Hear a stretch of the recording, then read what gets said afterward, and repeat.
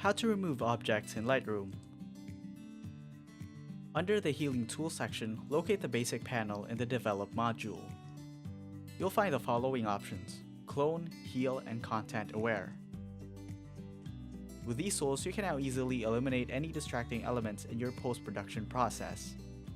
Once you've uploaded your images onto Lightroom, take a closer look to figure out what objects needs to be removed. Once you've identified the object, use the tools available to select or isolate it. One of the easiest ways to do this is to use the spot removal tools, which you can access by pressing Q on your keyboard.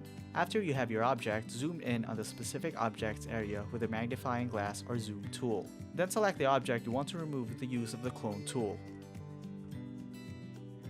Lightroom will automatically select a nearby area to copy from the source area. You can drag the source area to a different location if you want. Repeat the process for the other areas that you want to clone.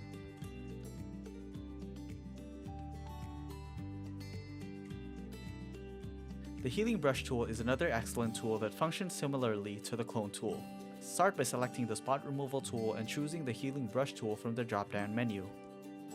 Next, adjust the brush size and feather to remove the object safely without adding any strange blur or pixelation to the area.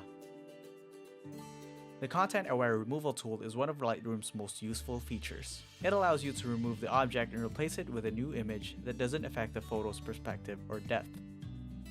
To do this, select the object you want to remove with the Spot Removal tool. Once the object is isolated, Lightroom will replace the object with a clean image that mimics the surrounding areas. Once you're satisfied with the newly edited photograph, it's time to export it. And that's it! You've now learned how to remove objects in Lightroom.